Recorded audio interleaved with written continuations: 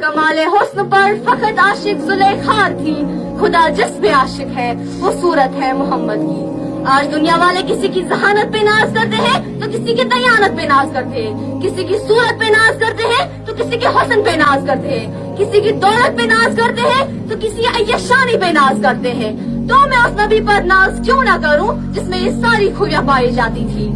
मेरे नबी के अंदर सदाकत थी जिसे अबू बकर सिद्दीक रज़ियल्लाहु अन्हु सखी बन गए।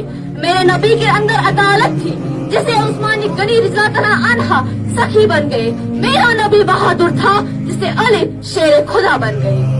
मैं इससे भी बढ़कर कहना चाहती हूँ कि मेरे नबी के अंदर, मेरे पैगंबर के अंदर रब्बे कायनात ने वो हर वो काम रख दिया था जो आदम अलैहिस्सलाम से लेकर ईसा अलैहिस्सलाम तक तमाम अंबिया में फर्दन फर्दन पाए जाते थे।